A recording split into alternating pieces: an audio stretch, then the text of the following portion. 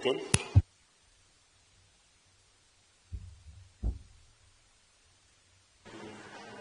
Okay, after one or two minor technical difficulties, we are able to start. So, welcome to the Climate Emergency Sustainability Scrutiny Panel meeting, today the 22nd of January.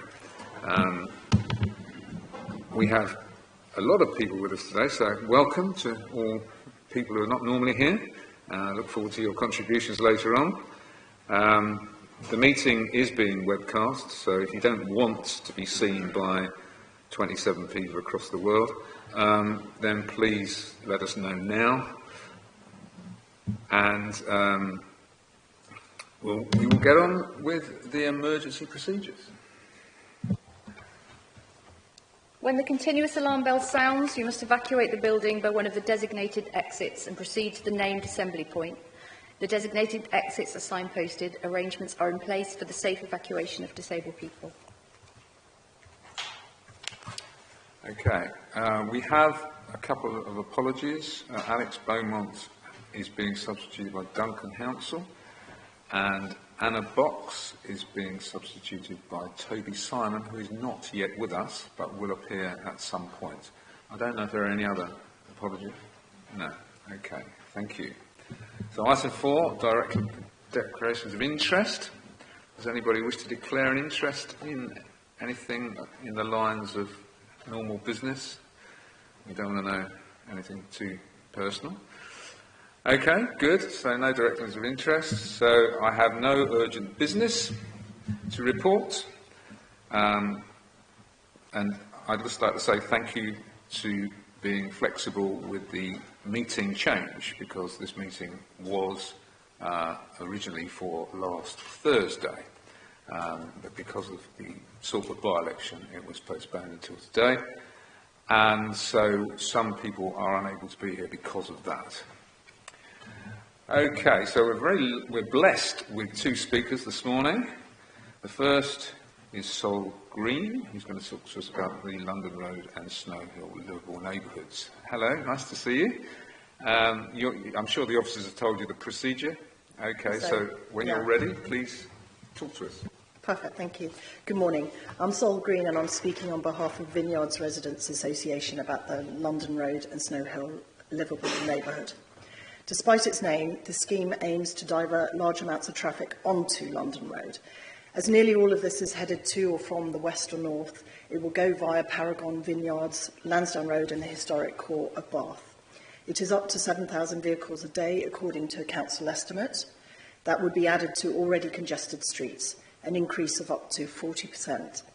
When Camden Road was closed for resurfacing in 2022, we suffered heavy traffic all day long. Given the lack of a park and ride to the east, poor bus services and the topography of Bath, many drivers have few alternatives. Camden Road is an important local distributor and access road. Paragon is not suitable for heavy traffic. It lies in the historic central area of Bath, is Grade 1 listed and comprises mainly multi-occupancy houses, much of it social housing, with some of the highest residential density in Bath, and London Road is also densely residential. So this scheme is contrary to the Journey to Net Zero Transport Plan, which has the vision of reducing carbon dioxide emissions and the intrusion of traffic, particularly in the historic core. It will divert traffic from one residential area to others which already have higher residential density, traffic volumes and air pollution. Indeed, Kevin Guy has given his personal commitment to ensure that no design pushes traffic into another residential area, rightly so. It will lead to longer journeys and delays, and so to increased CO2 emissions. It is likely to put London Road back over the legal limit for nitrogen dioxide air pollution. It will delay ambulances going to the RUH, fire service and police response times, and bus services using London Road. The scheme is totally misconceived. It has been developed without regard to wider impacts and without wide consultation. We were not involved, despite Vineyards being within the livable neighbourhood area. At the very least, it should be modelled and consulted upon before making any experimental traffic regulation order, as was the much smaller and less complex Queen Square traffic light scheme. Given the widespread impact, the design should be considered in line with a city traffic circulation or movement plan. We've been told by the Liverpool neighbourhood team that there will be a consultation when the detailed design is completed. There should be a full and transparent public consultation in line with Baines' own community engagement charter and DFT guidance on LTNs. Before making an experimental traffic regulation order, you should take full account of the wider impacts of the scheme and the public response. Going ahead without doing so would risk much unnecessary disruption and waste of public money. Thank you. Thank you, Sol. That's very helpful. I've actually taken the liberty of sending your statement to Amanda so that she is aware of your views, and hopefully she'll get back to you at some point in the future. So, does anyone have any factual questions for Sol?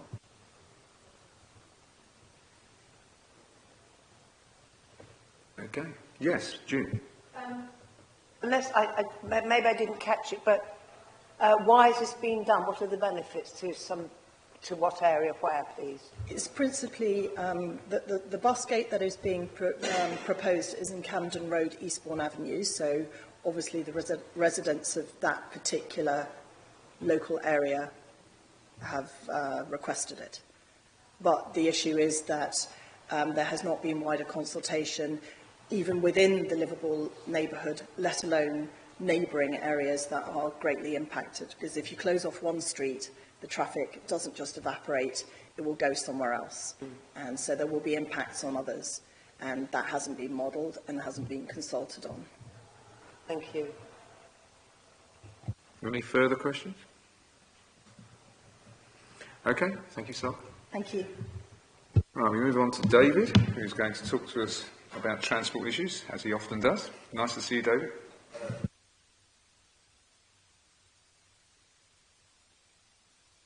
Okay, a little technical hitch here.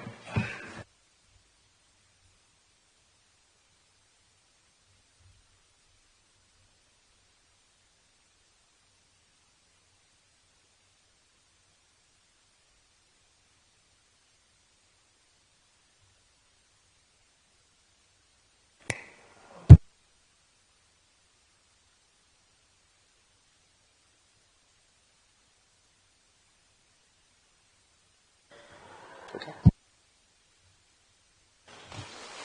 So David Redwell, South West Transport, but also on the bus advisory panel for the West England Combined Authority and North Somerset Council as the transport rep on equalities and passengers. So the issue I want to talk about at the moment is the WECA Act. Even though West England and Mirror Combined Authority is in special measures, it still doesn't exempt any council as part of it from its legal duty with supported bus services. We are now setting the budgets, and as we stand today, unless we sort the transport levy out with Bath and North East Somerset, you're the Transport Collection Authority for funding this authority, is with South Gloucestershire and Bristol. The levy's been frozen, which means as the cost of providing bus services has gone up from staff, resources, drivers, cleaning and maintenance, the levy's stood still. The Mayor has written to Kevin Guy, to Councillor Churl and to Councillor Ian Bolton, and to Ed Plowden, Jim Rippington and Tony Dyer in Bristol, and also to North Somerset, requesting that the levy is raised. If the levy doesn't get raised, then the bus services running out there that you've got supported in Bath, that's services like the 20, services like the 4, services evenings and Sundays, services down to the Summer Valley are in threat of being withdrawn, some of them, from September. This has been raised with the Chief Executive of this authority. Stephen Peacock is asking for urgent discussions. It was raised, members of the audit panel at WECA would have known this, to make sure that we have in the budget a rise. Now, I don't know where we are with that today. I know Bristol is putting extra money in through their CAS scheme. You've got a CAS scheme as well. But if you want, you can play a political football and say it's all the Mayor's fault, but it won't wash, and it will cause damage to this council and to WECA. Remember, the Labour government is now committed fully to city regions. So powers that are held by Bath, because you're in the Highway Authority, not the Transport Authority, are on the move to WECA, and everything will be at WECA for transport. That's, unless you want to fight the devolution bill in London or the Act or fight the Labour government with its massive majority, you won't get anywhere. So I suggest that this is something that needs to be negotiated. I know there's an election this year, but this will have to be done before the election. This is not for the new mayor, whoever she or he will be. But bus services are important to the city. And also, the other risk we have is community transport. That will be the first section to run out of money if we don't move. So I'm urging the council today, and with regards to Liverpool neighbourhoods, I remind everybody that our money for the City Region Transport Fund runs out in 2027. If we don't start to construct and build, that's the bus priority measures toward Radstock, Midsummer Norton, the A37 and schemes in the city itself. Again, that money could be withdrawn by Heidi Alexander, who's obviously a local member in this area. Can you bring your comments to a close, and please? so I'm quite concerned. We've also got devolution. WECA is frozen at the moment in terms of special measures, so it can't expand to bring in North Somerset or Gloucestershire that may want to join. But we've also got an issue of Wessex, which is right on our boundary, and if it goes ahead with Dorset, Somerset, Wiltshire, Torbay, and Bournemouth and Poole, it will be bigger and more stronger than Bath itself. So the whole devolution issue this council needs to take very seriously, but also the issue of WECA and rail and bus price. Finally, I want to say, in the travel centre at Bath, which is now an ecology centre, we must have public transport information. I've written to Sarah about that. That's still not been sorted with the Mayor and Sarah Warren. Thank you. Thank you, David. As always, you raise some very important points. You make some excellent suggestions, and I think most people in this room understand the complexities of financing certainly buses that are not commercially viable. So thank you very much for that. Are there any factual questions anyone wishes to raise? Saskia. Thank you, Chair. Since when has the transport levy from Baines been frozen? It's not just from Bath and North East Somerset, it's also from Bristol City Council and South Gloucestershire. It's not moved with the level of inflation and providing bus services for 4 years, and yet the cost of paying for bus services, paying drivers, cleaning, maintenance, tendering, has become more. And the fear is, unless we put more money in, just to say WECA was given £14 million from central government just recently, that cannot be spent immediately on supported bus services. That is money for the new financial year for BSIP, but it's not, if you would cut money or withdraw money, that money is at risk from central government with North Somerset. It's quite complicated, but yes, it's been frozen for 4 years, but not just priority. Any other factual questions? Okay, well, I always learn a lot when you come along because you tell me things I didn't know, so thank you for that, David. Thank you for your time. Right, we move on to minutes of the previous meeting. Would somebody like to propose that they're correct? Thank you, Jess. Seconder. Thank you, John. Okay. Those in favour? I think that's unanimous. Against? Abstains? Yeah. Okay, good. Right, so we have... Oh, just got silent now.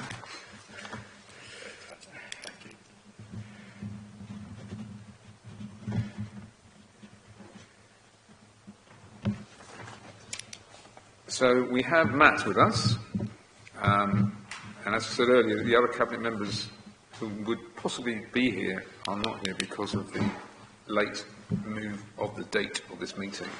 So Matt, do you have a cabinet update for us, or shall we move on to the housing plan update? Sorry, no, I don't. Sorry.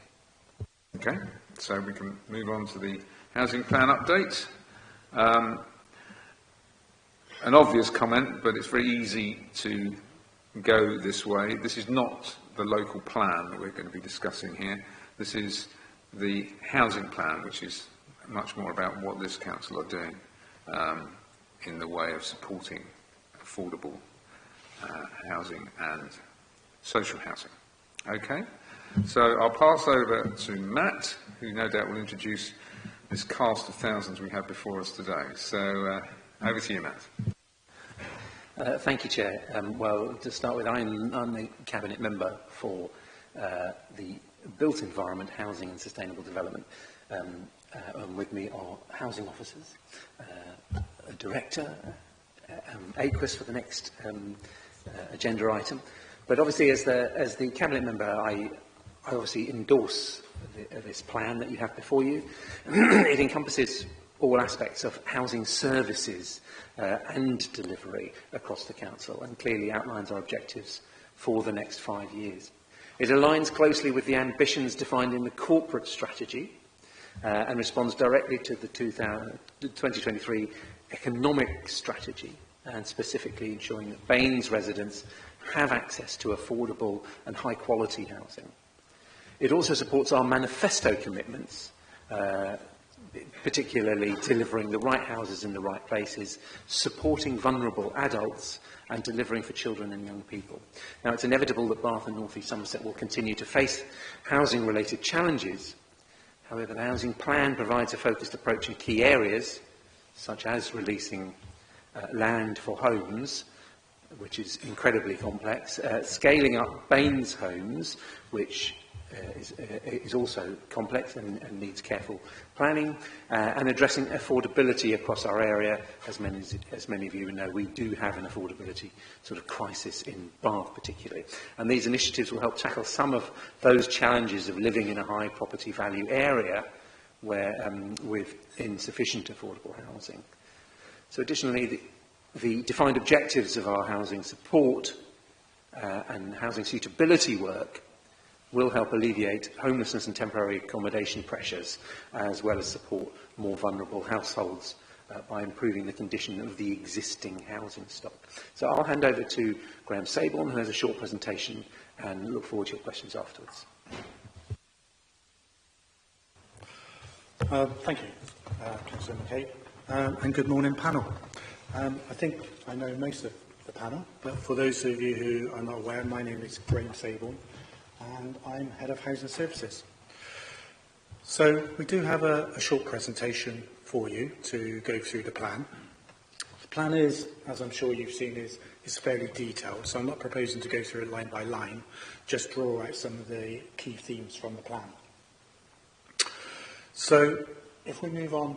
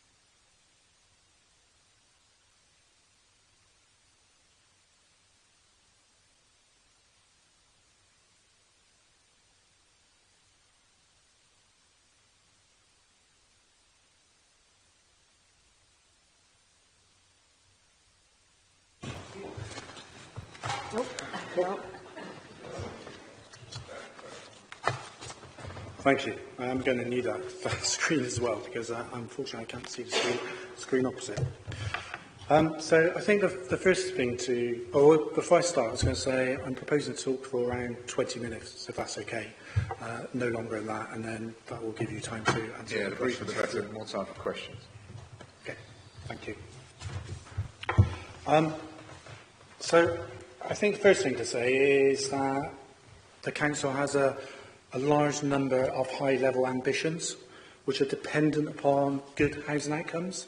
And I've put a number of them on the slide here, and I'm not proposing to go through them all, but as you can see, there's key ambitions related to the corporate strategy, there's ambitions related to the health and wellbeing strategy, and also the economic strategy. So I have 3 key strategy documents.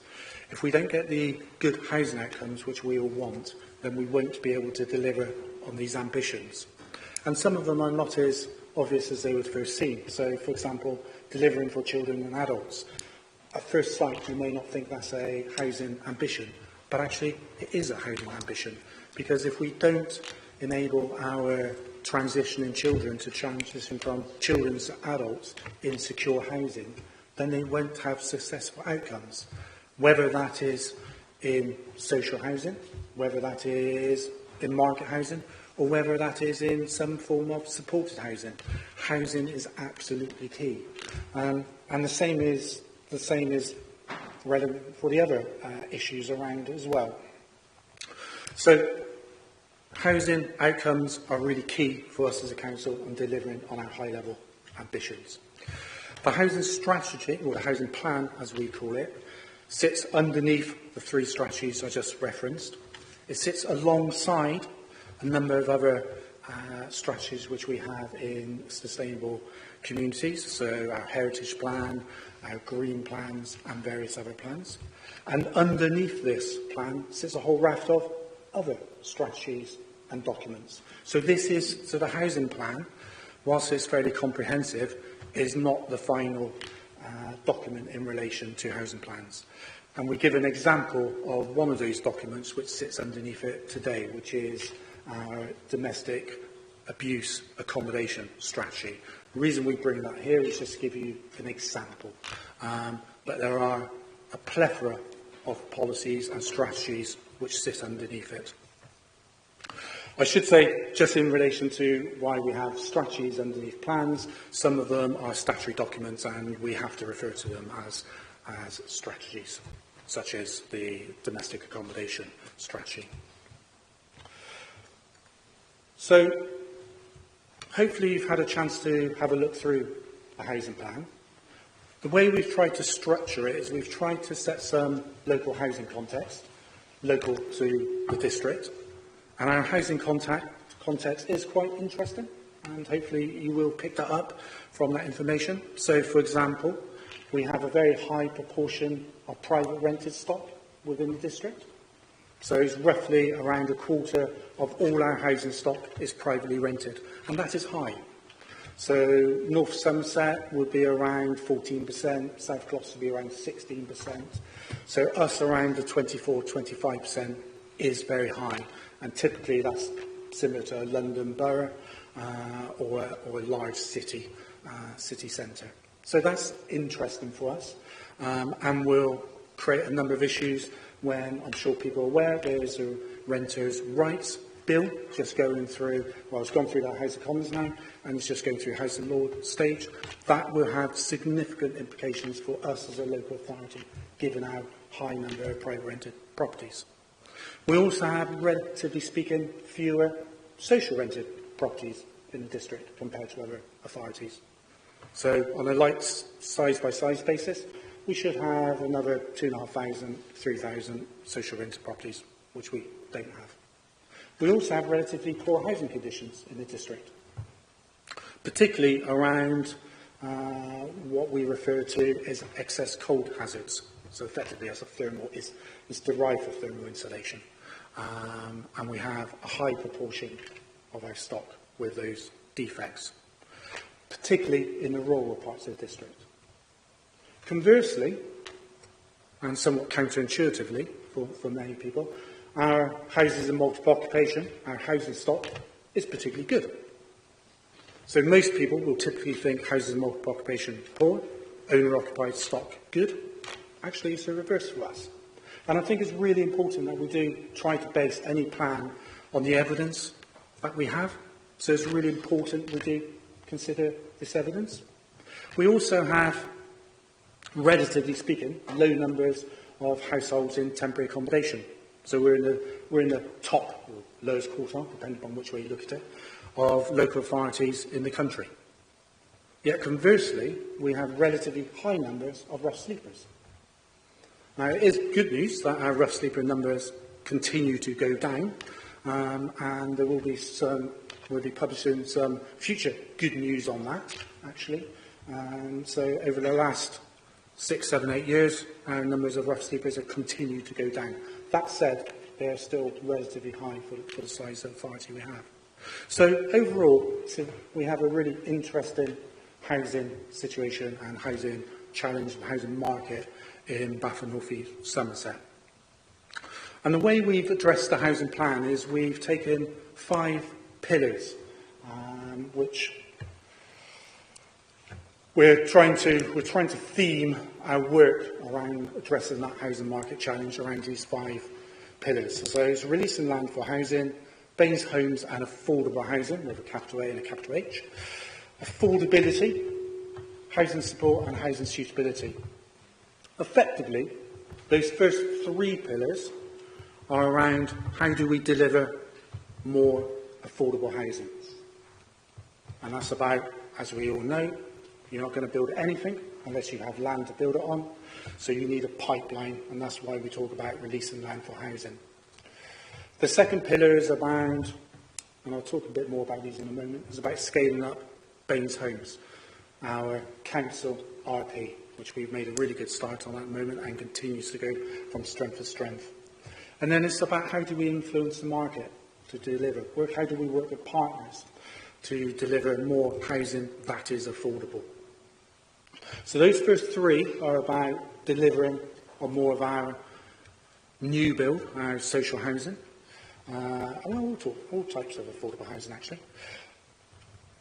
The penultimate pillar, housing support, that is about individuals. So that's our whole raft of work which we deal with around homeless households, around placing people in temporary accommodation, around rough sleepers, around support contracts. I mentioned about children and support, but we have a whole raft of supported housing in the district which we commission and support and also directly provide as well. So a really big, important pillar of our strategic work. And then we have housing suitability. Housing suitability is very much about how the bricks and mortar of the property work for the individual who lives in it. I do sometimes, like many people, fall into the trap of talking about new shiny things and new housing that we're going to develop, and that's absolutely really important. But so is the 70 to 80,000 or 80,000 existing homes which we already have. And they will still be with us in the next 50 years, or at least most of them will be. So it's absolutely critical that we as a local authority pull what levers we can to enable us to make sure those work. And that's around our housing allocation policies.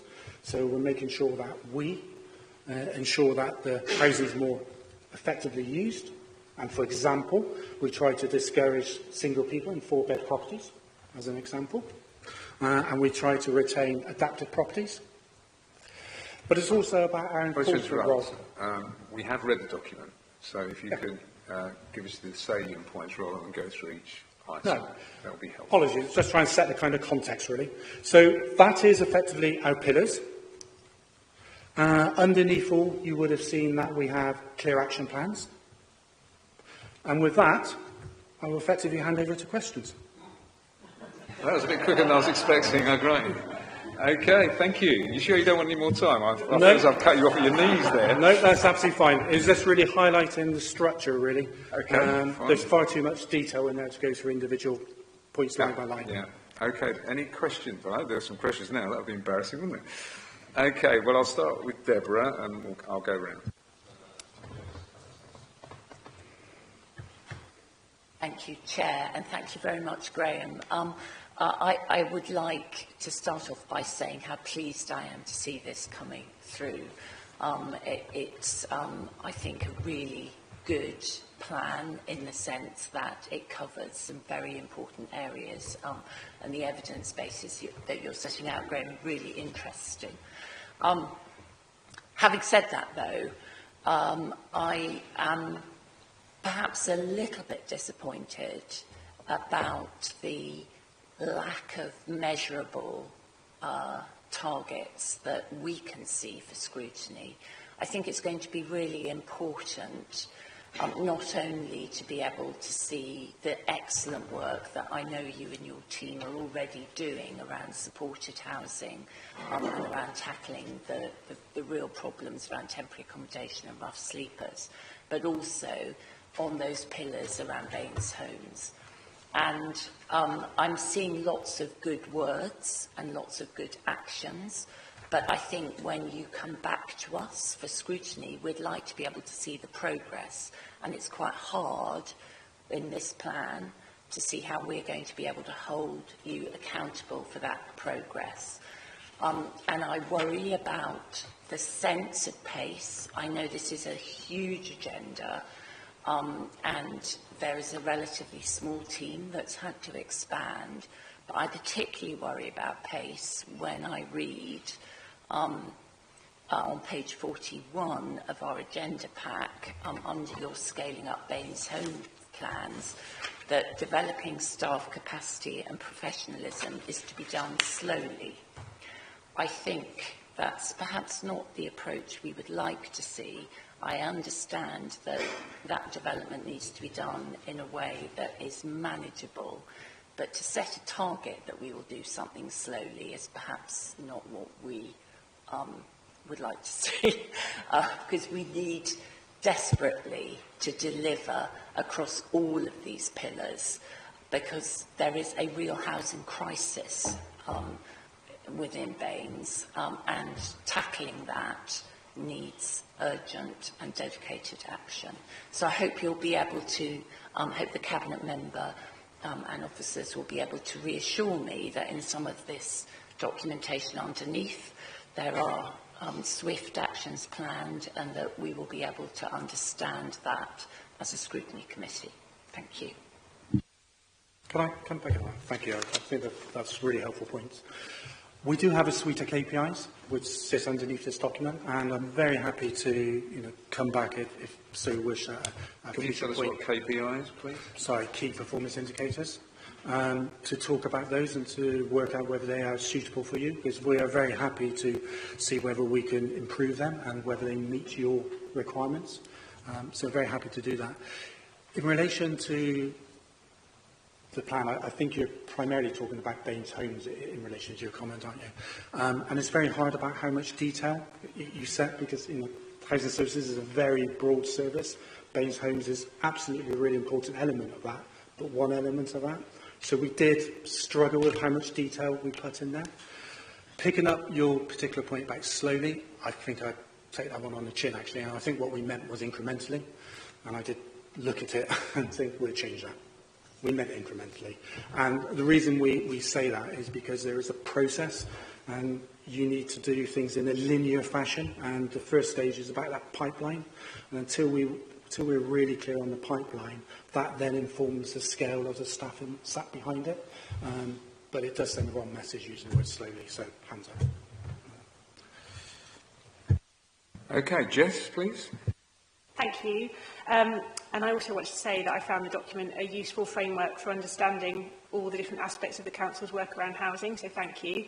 And I agree with Deborah's point about measurable targets, and so I'd also be interested to see the suite of indicators you mentioned. I had some questions, particularly around the shortage of larger, I suppose, 4-bedroom homes in the social rented sector. I think in my ward in Moorlands, we've got a higher proportion of social rented housing than across Baines generally. And I know of several families in really severe overcrowding who are seeking to move to a new property. I know it's not always straightforward, because often those families have needs for specific locations, and so it can be very difficult to actually rehouse them. But I wanted to ask you to say a bit more about what the specific challenges are around delivering more of those larger council homes, what projects we have in the pipeline, and whether we have any specific targets to drive this. Thank you, and a really key point, larger homes. So just to give some context, if you are on our housing register, the housing waiting list, the social housing waiting list, and you need a 4-bed property, then if you take a simple average, so what I mean by that is how many people are on the list and how often 4-bed properties come up, you'll be waiting around 200 years. Yeah? Quite a long time. So absolutely is an issue. What we are doing, one of the reasons we're in the issue, the issues we have, I think are twofold. One is that historically 4-bed properties have been very attractive to Right to Buy.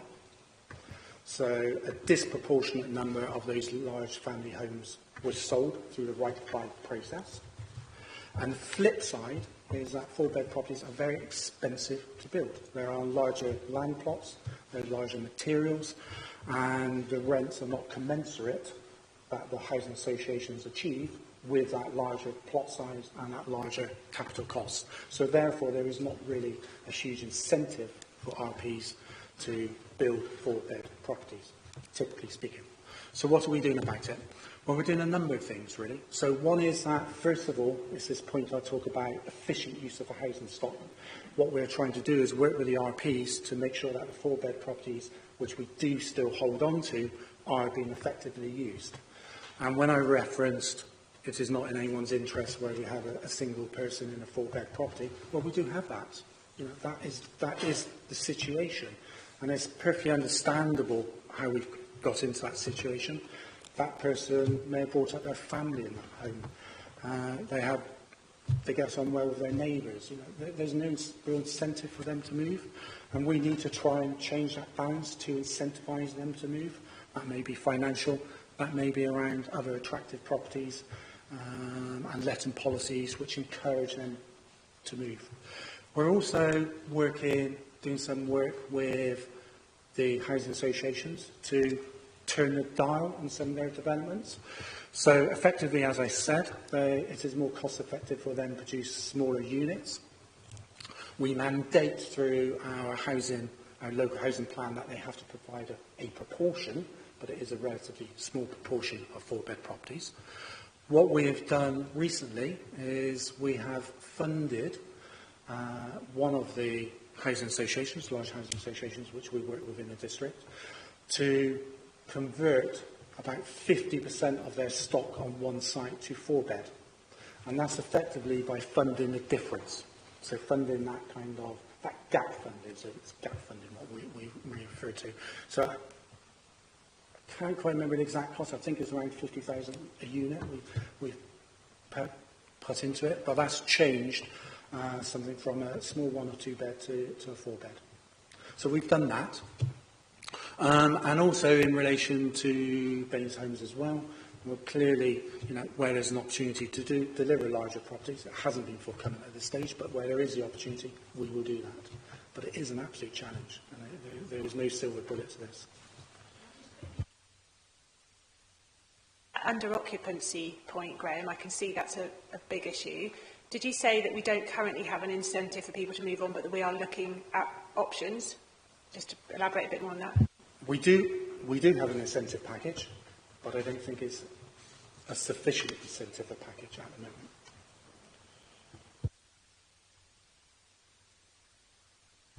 Thank you.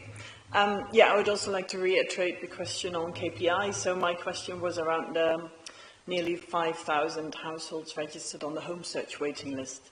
And I guess relates to your question as well. How many children belong to these 5K households? That would be very good to know. And how long do families wait, with children's wait on average? And then an additional question from me was how many social housing have been made available to people on the home search waiting list since 2019?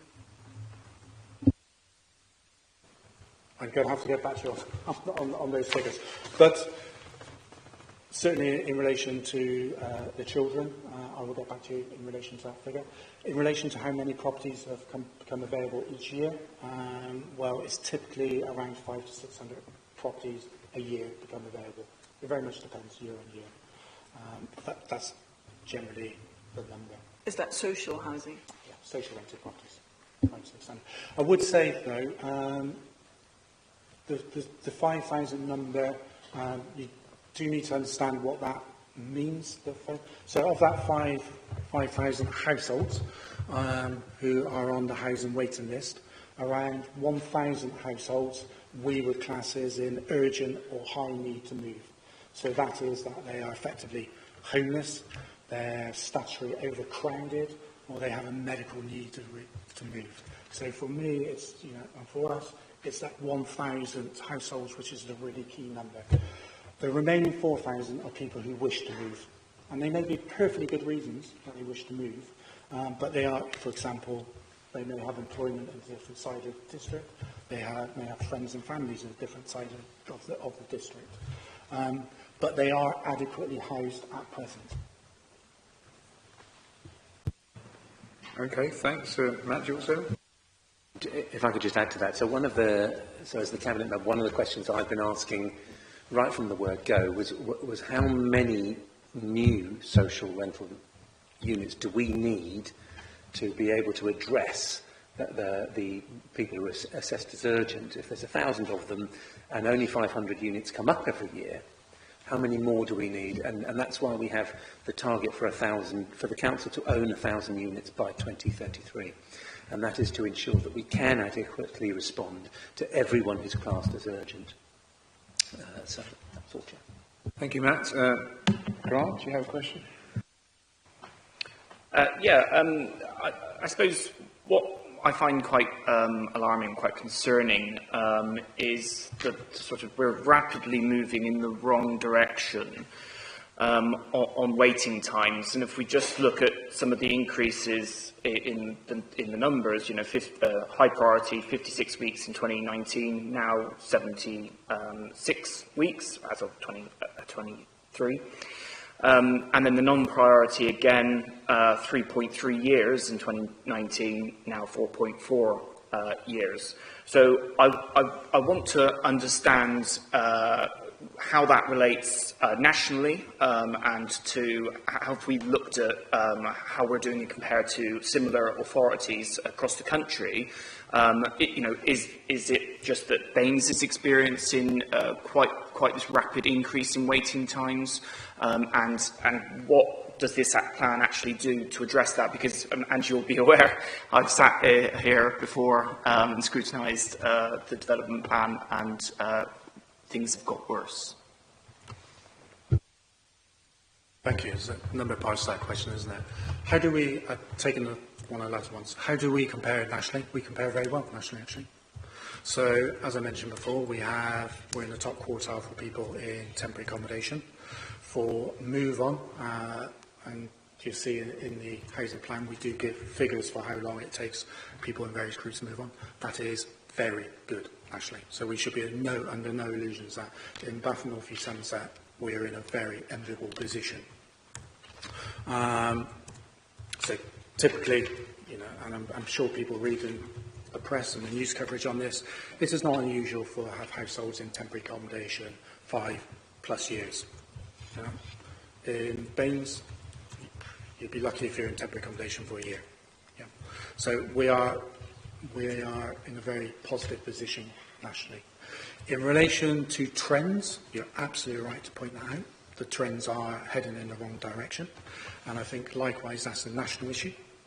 So again, I'm sure you read the papers that as a country we have the highest number of households in temporary accommodation that as a country we've ever had. We've had the highest number of children in temporary accommodation as a country that we have ever had. So these indicators are heading in an unfortunate direction. Why? I think it is the key point, really. And certainly one of the experiences we've been finding recently is that families are becoming quite, they're coming to us with a multiple of challenges, which actually can make it very hard for us to move the households on. So they're coming to us typically now where they may be in severe rent arrears, and housing associations won't house people if they're in rent arrears, unless there's a demonstrable programme of repayment. So that means we have to hold that family longer in temporary accommodation and to set up a repayment plan, so we can then prove to the housing associations that there is a kind of experience of repaying the debts. And we're also dealing with larger number of larger families again, and as we spoke before about the scarcity of 4-bed properties, that causes an issue. And then finally, we're also experiencing more people with what's often called kind of chaotic lifestyles. So they may have drug or alcohol issues.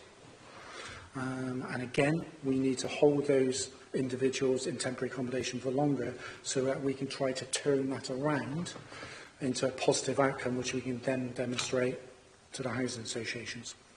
And I don't think that's unique to us. From what I read, that is very much a national picture, and it's very much what I hear when I speak to my colleagues from other authorities, so I don't think we're unique in that. So the trends, I think we're experiencing are national trends, but what we're starting from is a very positive, thankfully, a very positive baseline. Okay, we've got about 5 minutes to go, so I see your questions, but I've got one. I'll slip it in now. So I notice on page 70 of the pack, more than a third of referrals come from outside Baines. Is that a reciprocal arrangement? So are there significant numbers of Baines people that are employed outside, housed outside Baines? Oh, okay. I'll certainly try. Or just describe the pages on? Yes, it's domestic violence. Yeah. I'll ask my colleague Anne to answer that one. Well, with domestic violence, that is a part of the nature of the provision, is that people fleeing domestic violence will not want to remain in the same area, so it makes sense that the referrals from outside area are high. The question was, is there a reciprocal arrangement? I mean, I'm concerned about our numbers, so are we taking on more because of the domestic violence issue, or is it equal in terms of those out and those in? Quite difficult to tell. There's not a lot of strategic work that goes on nationally at that degree of detail, but the assumptions we make when we're working with domestic abuse is that there is roughly a balance, that people move from one area to another. So yes, I would say very likely there will be a corresponding number in other areas. I'll go to John next, because he has another question, and then I'll go around again and see how long we've got. John, keep it brief. Sorry, I didn't have a question. I didn't try to attract your attention. No, sorry. That was Toby. Sorry, the old eyes are going, clearly. Thank you. Yes, I mean, everything Graham said is my experience as a counsellor and a citizens advice advisor. So on the larger houses, is there a programme of loft conversions on 3-bed properties, 3-bed terrace or semis, could be loft converted to provide the extra bedroom?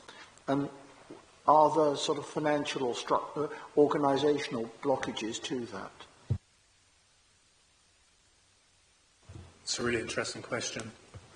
So we haven't engaged with any of the RPs in a strategic way around loft conversions.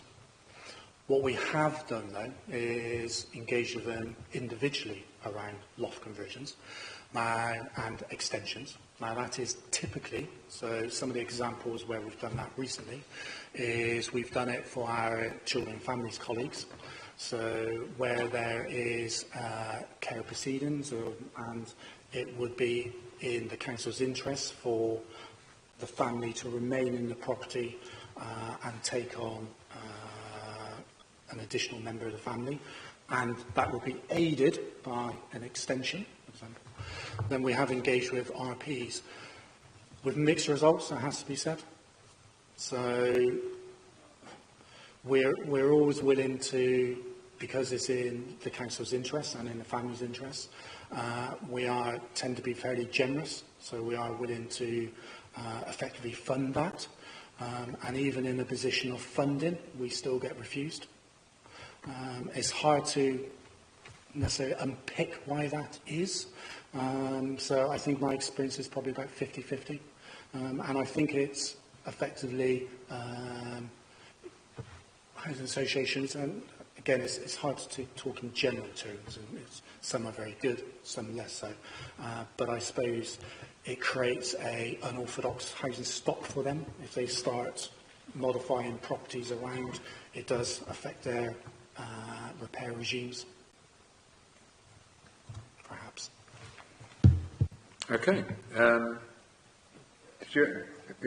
I know Jeff has got a question. Do you want to come back quickly? Can I just comment that I hope that Matt, as the Cabinet member, will follow that up with partners and see what we can do politically about that. Okay, Jeff? Thank you. I had a question around the conversion of homes to small and large HMOs. And does the council have a mechanism to keep track of the level of conversions, noting the end of the additional HMO licensing scheme? And do you think this is an issue in terms of the local housing stock and the availability, again, of suitable homes for families in the market rental sector? Should we be incentivising landlords to rent homes to families rather than adapt them as HMOs? And again, that's a pattern that I see in Moorlands Ward, is homes in areas like the Moorlands Estate and the Oval being converted to HMO properties, which obviously reduces the availability of family homes. I'll take the first bit of that. Obviously, through the planning system, we have two rules. One is the density of HMOs in an area can't be more than 10%. Obviously, historically, there are wards where that's massively exceeded. The other thing is, as we now stop allowing homes to be sandwiched by two HMOs. There is more we think we can do, and we are looking at other options as part of the next local plan in terms of what the planning system can do.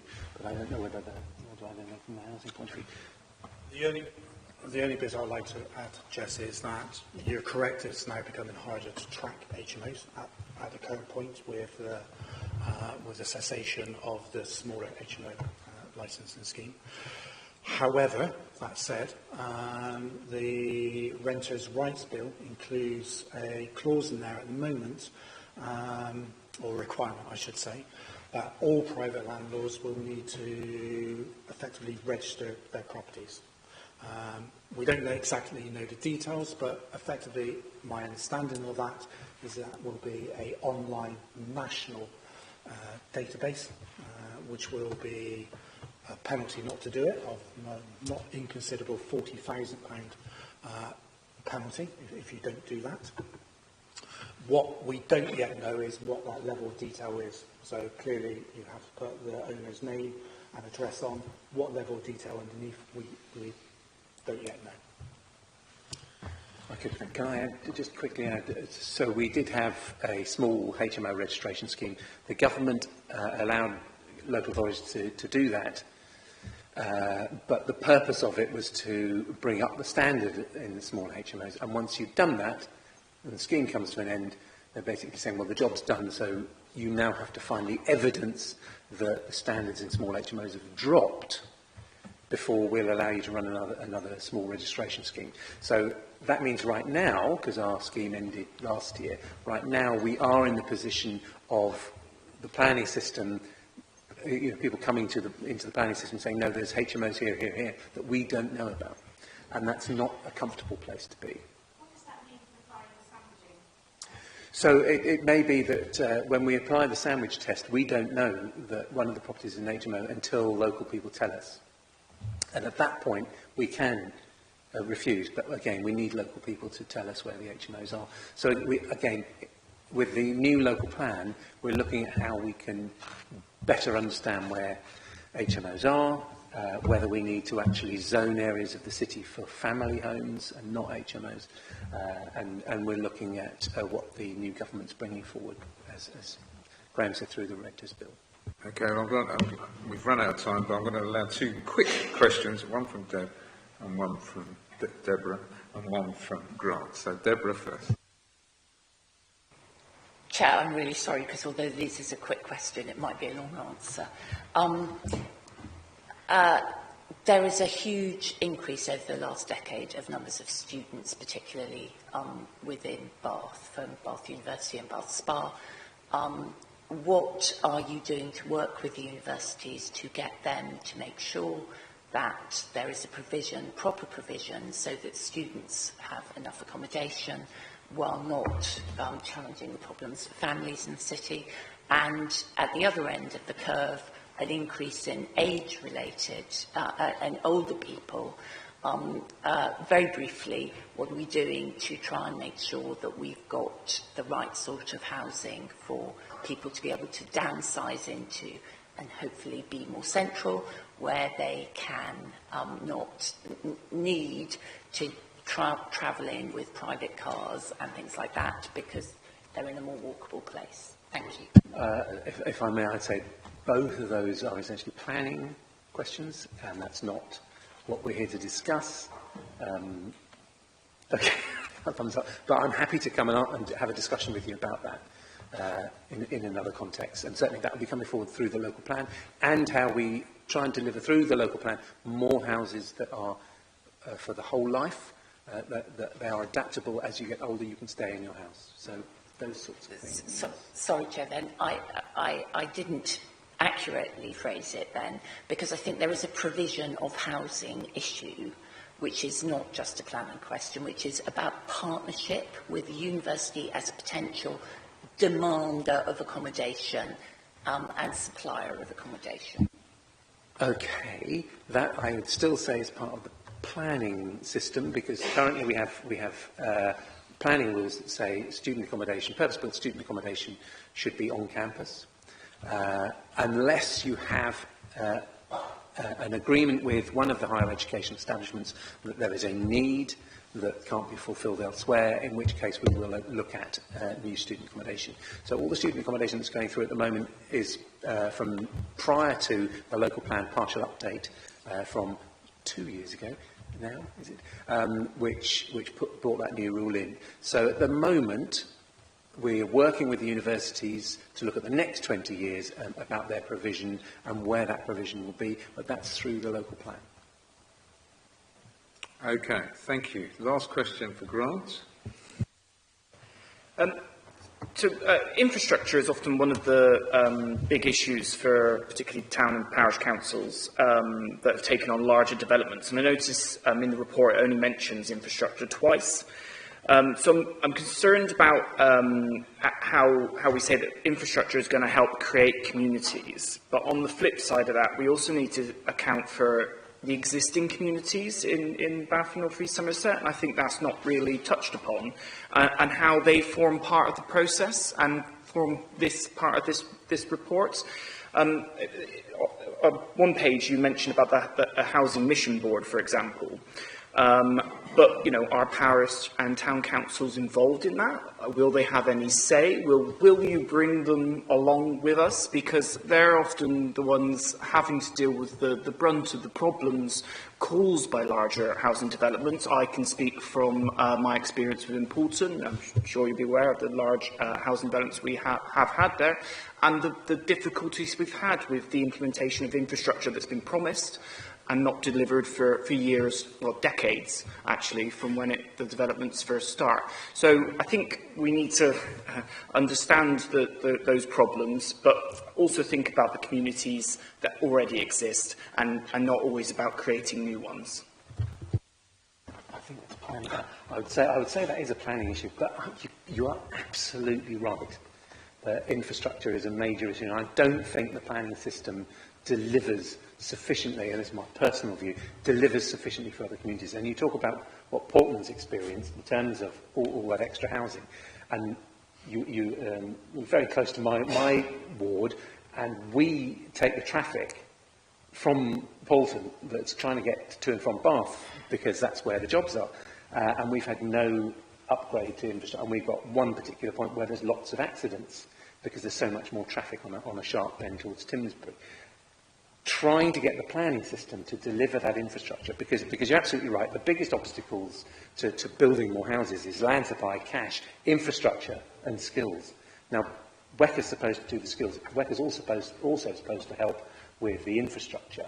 And I think until WECA's willing to play a bigger role in strategic planning, I think we're going to be struggling to get developers to make the contribution that they need to be making. But you're absolutely right. Where we're building new houses, we need to also deliver the infrastructure for the existing communities that this new house is going to be part of.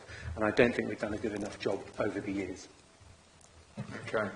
With that, thank you. I'll bring this part of the meeting to a close. I have some interesting statistics. I love a bit of statistics, as you know. It says here, this is a news item from today. It says, new data has revealed the severity of London's housing crisis, with 336,366 households on waiting lists for social housing on the 1st of April 2024, the highest level in over a decade. So we have problems here, but certainly not at that scale. So for that, we give much thanks. Okay, we move on to another related housing issue. We have Aqueous Business Plan Refresh. We have 30 minutes on that. Welcome to Tim Risham, who's come in to talk to us. And I'll allow Matt to introduce this item. Thank you. Well, your stat chair was perfectly timed because it is quite clear that the private sector has continually and consistently failed to build affordable housing and the housing we need. So one of the solutions for local authorities is to set up their own development companies, and there is a model whereby the development company just takes on the debt, and some authorities, so they build lots of houses, the money comes in, but the development company holds all the debt against the properties, and I guess when things go wrong, all that property has to be sold off to pay off the debt. We went for a different model.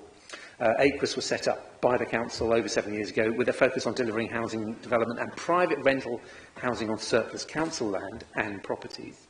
And unlike many local authority housing companies, Aqueous was primarily established to deliver financial returns to the council with a target of 1 million per year, which it has delivered every year for the last 5 years. In recent times, we've also asked Aqueous to support the delivery of the Council's affordable housing programme, and it's already completed a number of successful projects for us, including 117 Newbridge Hill, Westgate Buildings, and most recently Theobald House, with several more now in or about to commence delivery. The company also distinguishes itself from other house builders by delivering exemplar market and affordable housing to meet local housing needs and to high levels of sustainability, such as EPCA on all our properties. So that's responding to the challenge of net zero in terms of energy use in all our new properties in Baines. So Aqueous have also focused on ensuring that we have a sustainable company to meet the aspirations of the council as the shareholder, and is the first such company to work in partnership with neighbouring local authorities, and in this case South Gloss and North Somerset. Indeed, Aqueous have just completed their first successful partnership development of over 30 family market and affordable homes at Manor Gardens in Frenchay. The business plan that Aqueous will be presenting to you today sets out the ambition of the company to meet the aspirations of the shareholder, which is us, to deliver the right homes in the right places. The company has the potential to deliver over 1,000 exemplar sustainable market and affordable homes while increasing the financial returns to the council from 1 million per annum to 2 million per annum within the next 5 years. So I have beside me Tim Richards, the Managing Director of Aqueous, and Andrew Johnson, the Executive Director for Operations, who will be giving us the presentation of the company's new business plan, which sets out how they will achieve this.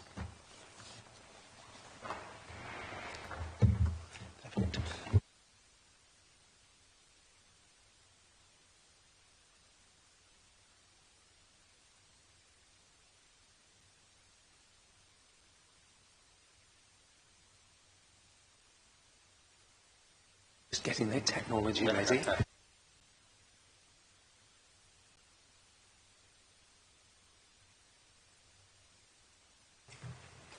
So as Matt said, I'm Tim Richards, I'm the Managing Director of Aqueous, and I'm joined by Andrew Johnson, our Executive Director of Operations. We'll give you a high-level overview of the business plan. Hopefully you've had a chance to read it. It was in the pack, and we also sent around a presentation. We'll just pick out some of the key themes of the presentation, because otherwise we could be here quite a long time, and I'm conscious to give you a chance to ask questions.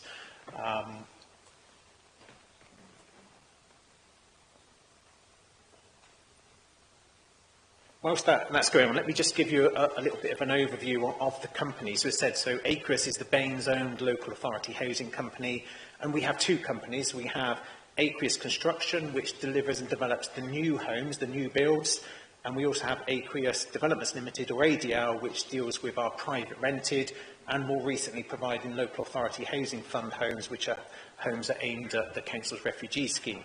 We delivered 22 properties for that. The business plan itself aims to maximise the opportunities over the next 5 years for housing delivery and financial returns to the shareholder. And as Matt pointed out, the shareholder set us the target of increasing that dividend, which we've delivered for the last 5 years, from £1 million a year up to £2 million a year over that 5-year period. So we'll be doing that in stages. And obviously the key to all of that is having a pipeline of sites to deliver. And our business plan sets out how we have a pipeline of 1,000 units working across Baines, South Gloss, North Somerset Council, and actually increasingly talking to other potential wider public sector partners, particularly organisations like the NHS, as to how we might be able to access and use their surplus land to deliver some of that housing. And as a company, we do aim to deliver exemplar properties. So these are properties to a high degree of energy efficiency. So that's a minimum of EPCA on all our new build properties. Looking at a good mix of market and affordable homes. And it's important we have that mix because the market homes help subsidise the delivery of those social and affordable rented homes. And making sure that, that the mix of those homes are what the local authority wants. So we don't always go and chase the maximum gross development value. We are looking at the balance of homes that the local authority housing team want us to deliver on these sites. In terms of our objectives, sorry about that IT there. That's the wrong. That was last year's.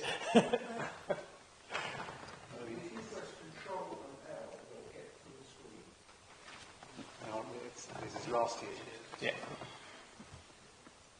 Yeah, we don't want that.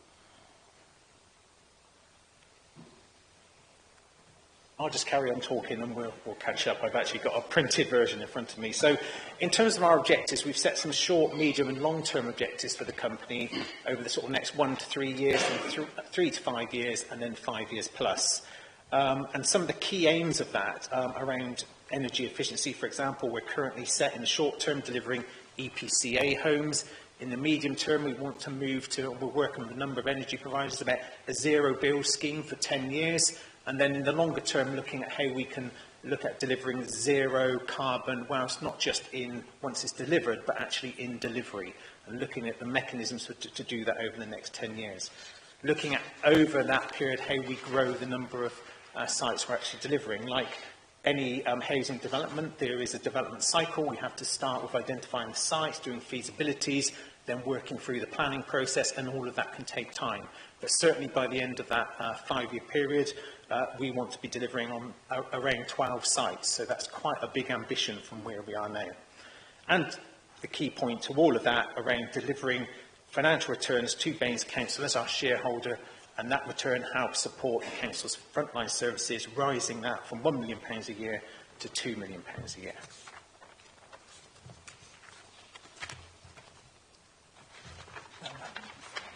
It's going to be a bit tricky, right?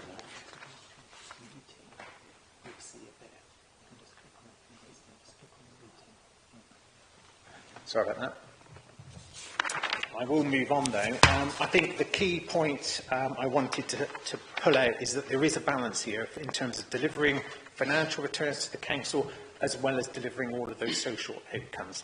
It's important to understand that delivering those market units for sale helps subsidise those social value outcomes in terms of those energy efficient homes, in terms of the level of affordable homes, and we always aim to deliver at least policy compliant levels of affordable homes, often working with our councils to deliver far in excess of that where they want to on their sites. And that's a key element of, as a company, what we need to look at. We do need actually to operate sustainably financially as a company, as well as delivering all of those social outcomes.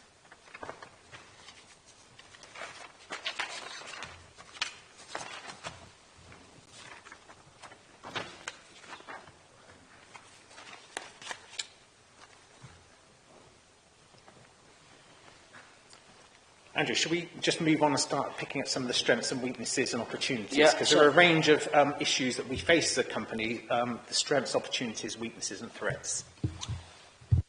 Yeah, certainly got this bit tricky without the slide, so hopefully you can see it. So while we're compiling the business plan, we've looked at in-depth a review of our project pipeline, which we'll come on to in a minute, but also a review of the business which is contained within the SWOT analysis, which is on the slide, which hopefully you've had time to look at. I'm not going to go through all of them, but just to pick up a couple. So quite a few of us have this in our own pack, so if you give the page numbers you're talking, we can follow. We're on the SWOT analysis, which looks like that. So, yeah, I haven't got the page numbers, I'm afraid. So, just really looking at, a couple of key items here on the strengths, the quality of the work that we've undertaken.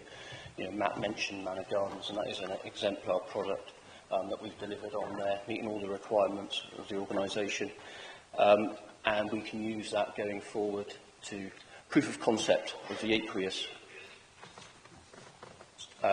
delivery model, and hopefully expand our projects across not just only Baines but our partner councils as well. Opportunity, the key one for us is our pipeline. We've got a fantastic pipeline, and we've done a lot of analysis on that, and we'll come to that in a bit. Weaknesses and threats sort of combine a little bit of those. There's been a bit of conversation around process. That's one area we're working very closely with the council and the officers there to make that as seamless as possible. We've got co-working going on, operational meetings, looking at the asset challenge framework so that we can bring those schemes forward. As a developer, land is the lifeblood of our business, so trying to get that through in a timely, controlled manner is important for us. The threat to that is timescales, because if that takes longer, it just delays projects, it delays us delivering at pace, and ultimately the number of affordable homes that we can deliver for the council.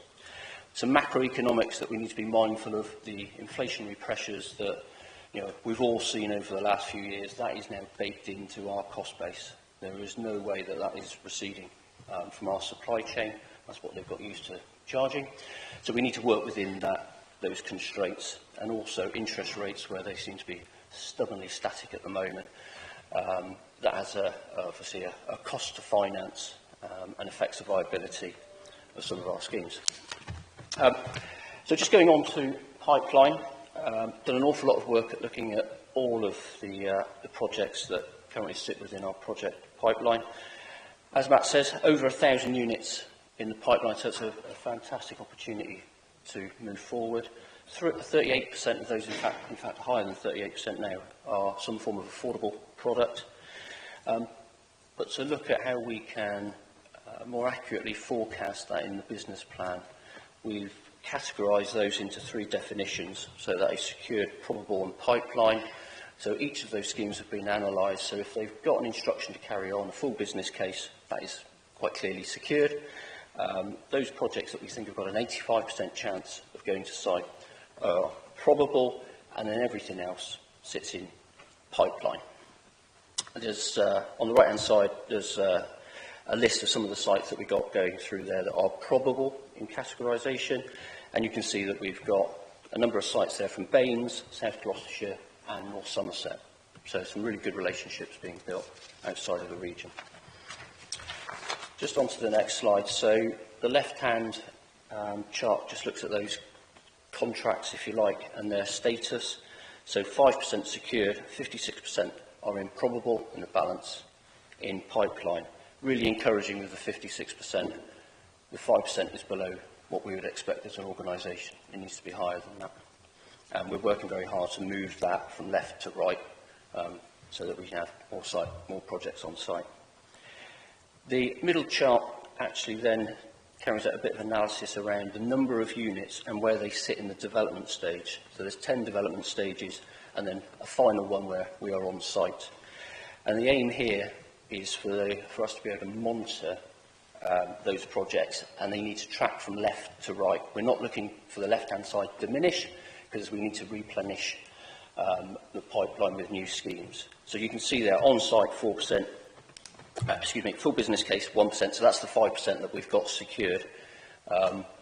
We need to progress these schemes so that more of them end up on the right-hand side. The top right-hand chart is the same information, but done in a pie chart format, so you can just see the percentage of where they sit in each of those development stage categorisations. Tim's going to talk about ADL. So the next slide deals with Aqueous Developments, which, as said, is our property holding company. That holds 46 properties, which is across 64 tenancies, 23 of which are allocated to our local authority housing fund project. I think one of the key challenges for this property as a rental portfolio is to look at how we can improve that stock. A lot of this stock is listed town centre type properties above shops and things like that. And you can see from the chart bottom right the energy efficiency ratings of those. So our aim over the next 5 years is to try and improve the energy efficiency of those and move them from sort of the right-hand side, the E's, over to achieving at least a C by 2030 on all of our properties. Next one, just in terms of a bit of a financial overview, and as you'd expect, this follows the pipeline. So on the right-hand side, you've got the chart there that shows where we currently are in terms of the revenue of the company, 13.5 million this year. That falls down to 6.7 million, reflecting the relatively low number of projects on site, and what projects we do have on site are actually all affordable housing projects, 100% affordable housing. So some of those market sites don't come on stream until a couple of years in the future once the planning and governance processes are completed. So you can see as that 1,000 units comes onto site and delivering, we start selling those market homes and completing the affordable homes, that revenue increases significantly, about 55% a year, right? So going from around 13.5 million this year right up to £44 million by 29-30. So a very significant period of growth for the company to deliver that aspiration for our partners. Yeah, so if we just break that down into a little bit more detail. So there was an awful lot of detail in the next few slides, so I'll try and explain that as best I can. Just to explain the two graphs on the right-hand side, this is an analysis of revenue by work stream. We've not only categorised those sites as probable, secured or pipeline, we've also then looked at the two distinct work streams that the business undertakes in ACL. This is one of those is 100% affordable schemes, and the other one is market-led, which we call mixed tenure. It is still delivering affordable schemes generally on those developments. And the rationale for doing that is there's a different skill set and resource required for affordable schemes. They have different cash requirements, their margin is different, and obviously that reflects the risk that you would associate with the mixed tenure scheme, quite rightly so. So the top graph, the dark blue line, is the revenue for mixed tenure, and the light blue is that for 100% affordable schemes. The bottom graph is the same information, but as a percentage of revenue for each of those work streams. So you can see there in 25-26 where we've got like the zigzag going on, that looks a little abnormal, and it is, and that reflects the lower level of work that is secured, that 5%, which we would expect to be higher, and it also demonstrates that that is a lot of 100% affordable work where we would expect more of a balance going through with mixed tenure and 100% affordable schemes.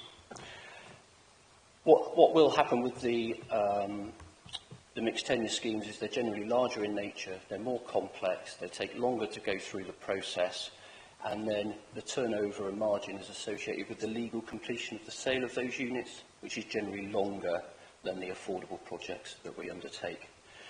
So you can see there's a real kick in that top right-hand chart as the mixed tenure schemes come forward in our forecast. We think that there's a balance to be had with the mixed tenure and 100% affordable schemes. We think that's sort of 70-30 in favour of the mixed tenure, and that enables us to deliver really all of the objectives that we set out in the business plan and the council's key objectives as well. Just a little bit of detail on the next slide about how we got to the forecast. So we have undertaken a full review of all of the projects. They've all been cash flowed, programmed, financially modelled. We've then accumulated that information, and it'd be foolish for us to think that all of those schemes would come forward. So we've moderated that by volume contingency. The volume contingency in the forecast doesn't come in till full year 26-27, and again that reflects where we are at the moment. We know where we're going for the next couple of years. Unfortunately, it's more led towards one of those work streams than that more balanced portfolio. But there was no need to put contingency in for next year. What you will see in the volume contingency, just giving a bit of detail there, is it ranges in 26-27 from £5 million, so we've reduced the absolute maximum by £5 million, and as you'd expect, as time goes on, the likelihood is a little bit more unsure. When you get to 29-30, that volume contingency is 43 million. So you can see the scale and size of the potential pipeline where we're taking out £43 million worth of turnover in that year alone. We've also then done some scenario planning. One basically is if the scheme's 25%, or the business plan is 25% improved because work either comes through faster or more schemes drop in, and the reverse to that if 25% falls away. And that's what the top right-hand chart tries to demonstrate. The dark blue line in the middle is the business plan, and then you can see the divergence with the two scenarios. If you look at 26-27 from the graph or the chart on the bottom, that would indicate a £300,000 variance in those two scenarios. When you get to 29-30, that's £3 million variance in those scenarios. So you can really demonstrate and see the scale opportunity of the business. Sorry, more graphs. Just on the overhead. You're going to talk for much longer. You've been going about 15 minutes now. So. Right. I should zoom as quickly as I can. On the overhead, the top line represents gross profit as a percentage of revenue. The second line, or the very light blue, is the overhead, and then the resulting line is the net profit, i.e. gross less the overhead. And again, what you can see there in 25-26 is an abnormal dip in those, and that again reflects that 5% of workload that's coming through. I think it's worth saying that we are absolutely focused on controlling the overhead. It does need to be balanced and reflect the amount of work that we're trying to push through the business, those 1,000 units, and the scale that's coming up, and the right levels around leadership, financial management and governance. As those mixed tenure schemes do come through, what you can really see is where we're driving economies of scale in the overhead, and a year-on-year reduction to 4.1% by the time we get to the end of the plan. Profit growth, very similar chart to what Tim went through as far as revenue, the light blue bars being ACL, the dark blue lines being ADL. What you will notice there again, that all those anomalies around 25-26 actually result in a small loss in that year. We are doing everything that we can to look at all the options to improve that position, and currently certain things are going the right way for us on that, so we're hoping to reverse that. But again, it just demonstrates the growth in the business and the potential that we've got for profit margin. There's some key dependencies on there. Those are what needs to happen for that particular set of financials to work. Back to me, key risks. I won't spend too long on this. Basically, the key risks are around the interest rates. The pipeline is our number one risk, so we have to have the pipeline to be able to build houses, and then what's happening with open market sales, what's happening in the sales market. Cash management, this is really for information that behind the scenes we have to manage the cash of the business and make sure we've got enough cash to meet our outgoings, and there is our projected cash flow, positive all the time. And the bottom right is the loan funding that we will draw from our partner councils at commercial rates of interest to enable us to build those units. And all of our loans are fully repaid from the outset. That's just the numbers behind the profit graph. I won't go through that. I'll just really pause on this final slide, which is the returns to the shareholder, which shows how we expect to both maintain the £1 million over the next couple of years and then increase our dividends and returns to the council to £2 million by the end of the period. And with that, I'll move on to questions. Okay, thank you very much, Tim. Lots of information there, very helpful. Can I just ask a very quick question? I mean, how many companies like yours are there? I mean, are you common or are you quite rare? There are quite a large number of local authority housing development companies, but they basically fall into two groups, as Matt said before. There are the group that are very much focused around building houses, and they accumulate debt and support through the support of their councils just to build and deliver houses. There are the other ones that have to act more commercially, like we do, in terms of delivering both a financial return and building those properties sort of commercially and for affordable and social value purposes. So they're the two groups, and there are varying track records of success across the country, as many of you, I'm sure, will have read in the sort of press and news. Thank you. Okay, now I know Grant's got a question. Anybody others? Okay, lots of questions. Okay, we'll start with Grant, then we'll go to Deborah and work around.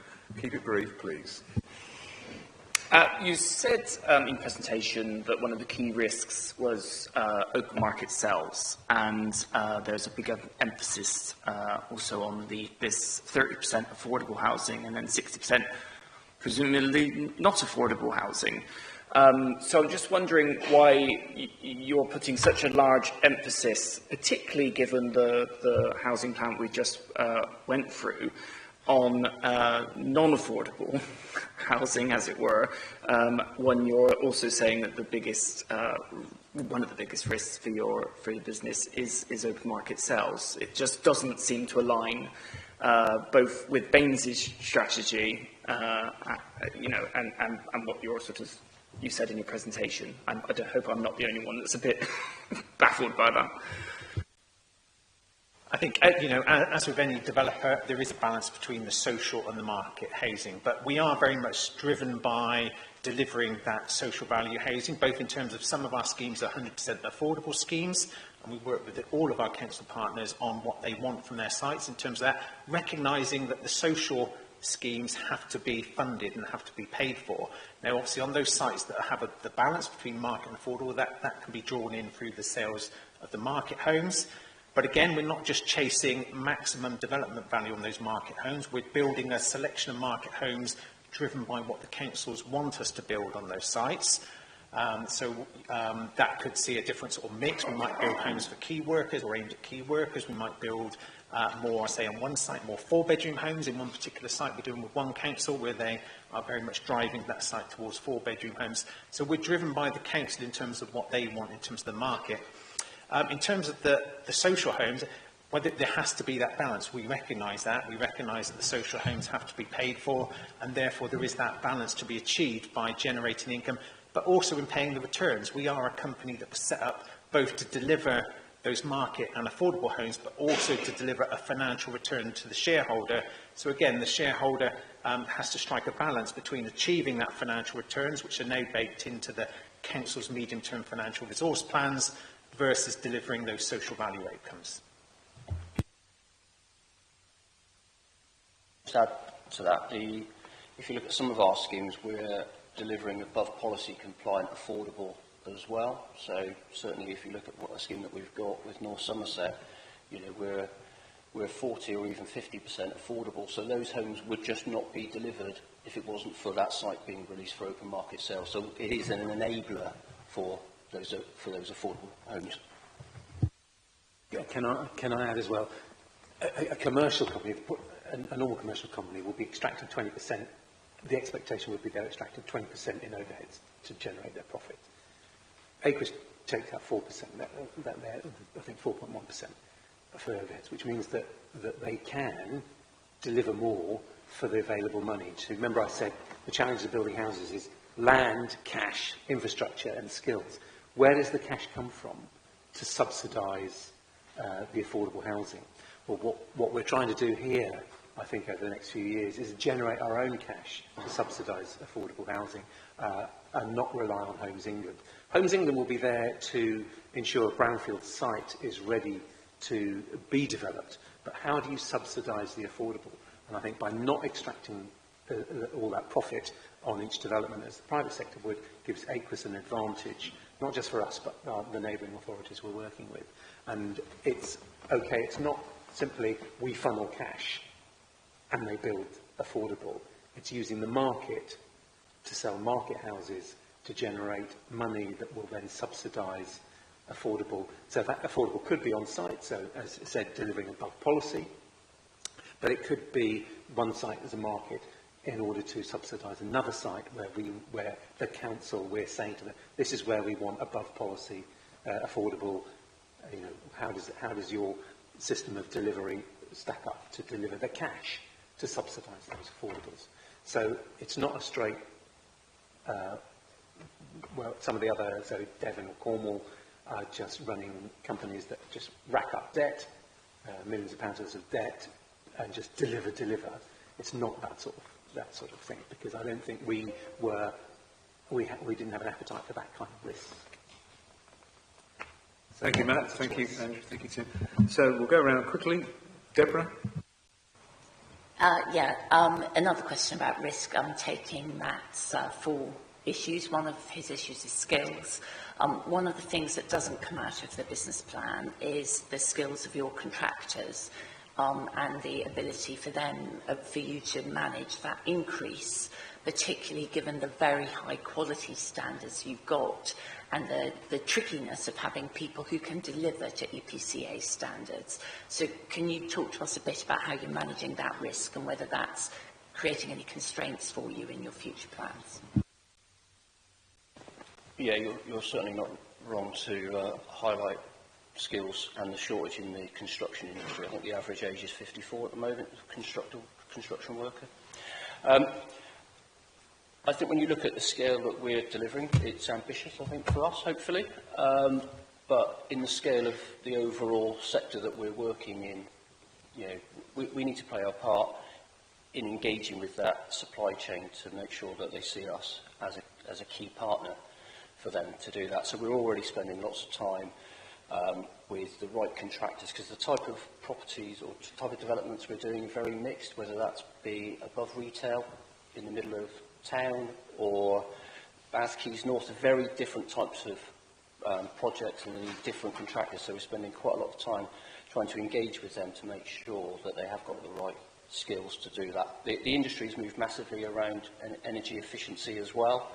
I think if you were going back and trying to do EPCA, certainly 10 years ago, it would be seen as a real challenge. But if you go to Argyle Works, we've got a local contractor there, EPCA, and they understand the product now because they've worked with us. So we need to be competitive with our supply chain, but we need to be engaging, I think, with a handful that we have that repeat business with them, as long as they remain competitive, of course, because then they understand our standards. We are also, off the back of what we've done at the likes of Manor Garden, developing a more standard house type and an apartment type, that again we can iron out some of those more design type issues that work in. Quite often workmanship is one thing, but it's the design that causes the concern in the first place. So, but you're very right to reflect the skills shortage.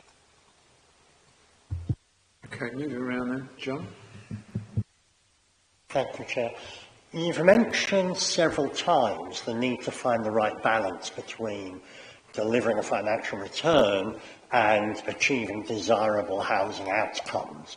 So my question is really on the sensitivity of that.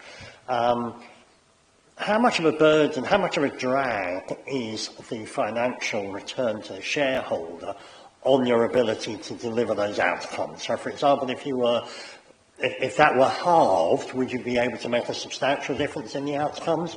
Or is so many other constraints on your ability to deliver the outcomes that actually it's not that sensitive to how much is taken out to the as a financial return? Okay, I think the key thing really, there will be some element of the amount of cost that we need to charge into a project to deliver the financial outcome for the shareholder. That will have an impact, but then again, as we've already said, we charge a much lower of cost or sort of development profit in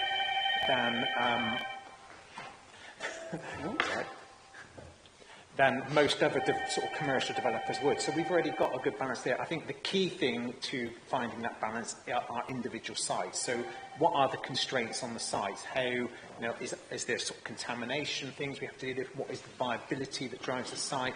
What is the cost of build in terms of the design and the product? So they're the things that really drive what the outcomes are site by site. And we do a site by site, both an initial business case and a full business case, and we work with the relevant partner around finding that right balance between the financial outcomes and the social value and housing delivery outcomes. So it's very much a site-driven thing rather than just a single, element of what's the profit margin. Thank you. Can I just very quickly? As soon as I can remember what I was going to say. You're absolutely right. Giving the council £1 million impact on the number of affordable units you can deliver. You're absolutely right. And especially when the council isn't funneling enough land to the company to deliver. But you see, when you look at those graphs, so next year, you saw there were 10 stages before the company can get on site. So it's incredibly complex and it takes a long time. So some time ago, we weren't doing enough to ensure that land supply was good for next year. But as you also saw, that the land supply will be good enough. And actually, once you start building in bigger volumes, then actually the return to the shareholder doesn't really factor, because you're generating 43 million of cash, which you're then going to invest in more affordable. So actually the pressure's on the council to be delivering land so that is not an issue. And I keep giving him a hard time about it. Okay, well, I'm going to say Jess and then Toby, and that will probably be it. Thank you. Thank you. Just another question on the kind of pipeline process. Noting the kind of drop in the delivery of secured units last year, what gives you confidence that more of those large projects will move out of probable? And then also, just a quick technical query, in the plan, it refers to, it uses the term tenure blind several times. Can you explain what that means? I'll take the first one. I think the analysis that we've done on the pipeline, we've got a much clearer visibility of where they are on each of the development stages. The working relationship with the council and the officers has been really good over the last 6 to 9 months as well, that because of the shared working arrangement. So we understand where each project is, we understand what the risks are on the project, where we need support from Homes England. So there's just a better knowledge of the project. And going back to those 10 development stages, now that's monitored, well, I monitor it weekly actually, where we are on that, and we track that on a monthly basis, how they're progressing through there, and there's interventions now in place to make sure they go on. So I think there's more scrutiny around individual projects, but likewise at a more strategic level, the projects that are fed in, when we talked about volume contingency, that's taking some of those out, so a number of projects could slip altogether, and actually we've covered that risk off. So it might not be the one I thought was going to go forward, but there's enough flex, if you like, in the system. Tenure blind, do you want to do that? So in terms of tenure blind, that typically would mean if you were to walk on an acreage development, so if you walk down to Manor Gardens that we've just delivered in South Gloss, you wouldn't be able to tell which, just from looking at them, what were the social houses, the affordable houses versus the market houses. They are all designed to the same standard, they all look the same, so there is no differentiation or even, you know, just you go over there and that's all the affordables. They're peppered through the site and things like that. So that's what we mean by tenure blind. Thank you. Following up, two questions. First one follows up on what you said in response to Deborah about construction methods. How much use do you make of off-site pre-build, factory-built properties? Secondly, on land supply, as well as major sites, there's often a scope for little sites, what the planners would call windfall. Do we have, either in the council or in Aqueous, somebody who actually wanders around, a bit more structured than that, that actually looks at potential windfall sites and says, we could build there. I keep going past sites and think, we could use that. Simon, take that. Okay. Thanks. Yeah, that's actually more of a corporate sort of consideration. We, across our estate holdings, the council owns somewhere around 1,000 assets, many of which are, as you described, those small plots of land. As part of an overall centralisation of our corporate estate functions, we are carrying out a strategic asset plan and an asset review. So it's one of the sustainable community strategies that will sit alongside the housing plan. And we are identifying, so we have structured a team, and we have an officer that is doing that very piece of work at the moment, which is identifying, looking for those windfall sites.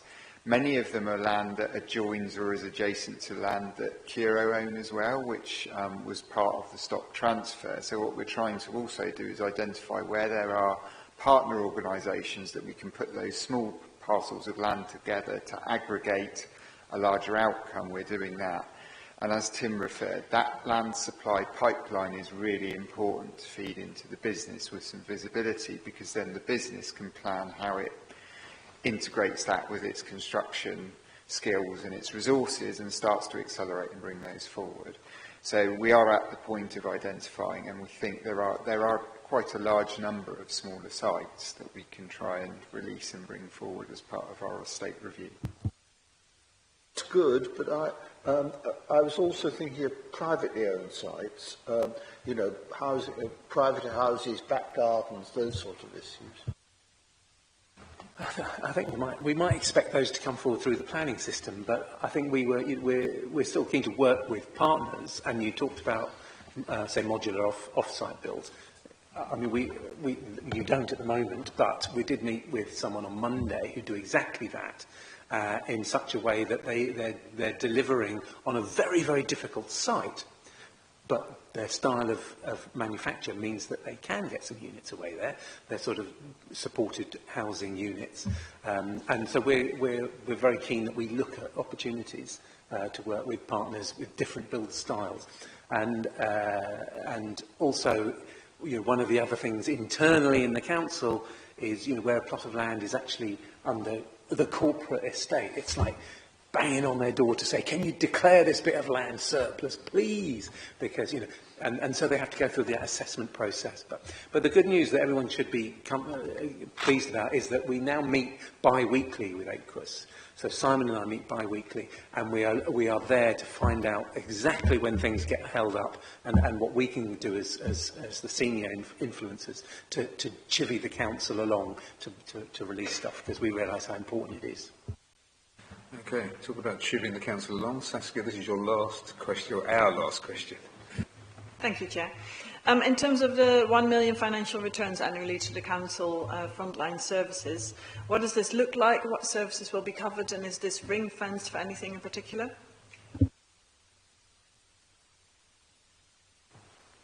It's not a ring-fenced pot, so it feeds into the council's balance sheet as an income line, much like parking services deliver a revenue return, heritage services deliver a return, and commercial estate delivers a return. So it's an income source the council can deploy.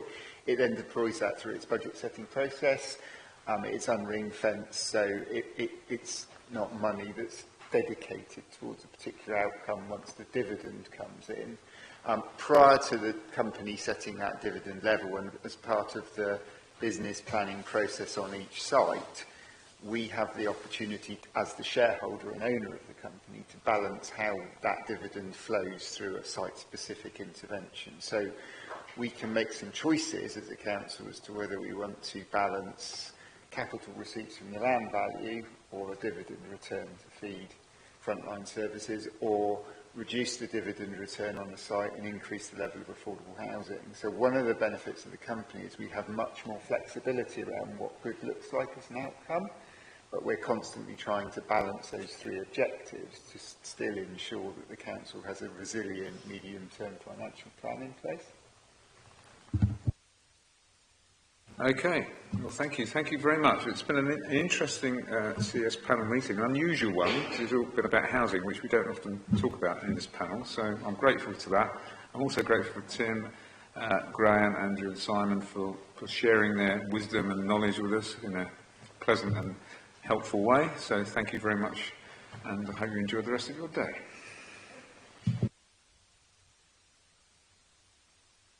We now move on to the final substantive item, which is the budget report, and there are papers related to that.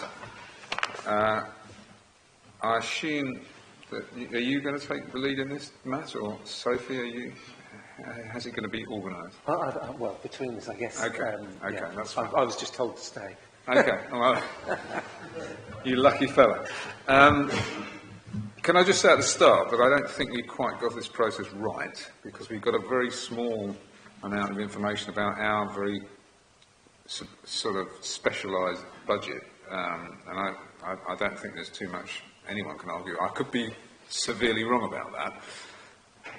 So I'd like, when I go to the next meeting, I will actually make a comment at the corporate meeting to say that I think we need more information about the budget if we are to scrutinise it, because this is our only opportunity to scrutinise it, and we've got essentially 2 slides of A4, which is not... When I've seen the budget, I know what it's like, and it's a lot more than that. Do you want to speak to these items, this particular bit of the budget? Is that the plan? Thanks, Chair. So, no is the short answer. As you say, there's not an awful lot in there for this panel to scrutinise, and so I wasn't proposing to present, just merely to take questions. I understand that more detail and lots of the draft annexes for the full council review of the budget are now ready to go to the corporate panel. So one of the options also is, if there are questions relating to that, they can be noted and taken into the corporate panel's discussion next week. Okay, I understand that that is available now. I think I said earlier in the meeting that was available now for us. But the point I'm making is that it's quite late in the process when we can actually ask these questions. It would be much better if we could ask these. I understand that there's pressure on the budget and it's very, very difficult. But if we are to scrutinise it in any way sensibly, this is the time we need to do it. And we haven't really, in my view, got sufficient to actually get into it. So that's my view. Lots of questions, and so I'll stop moaning and I'll go with Toby and then Saskia.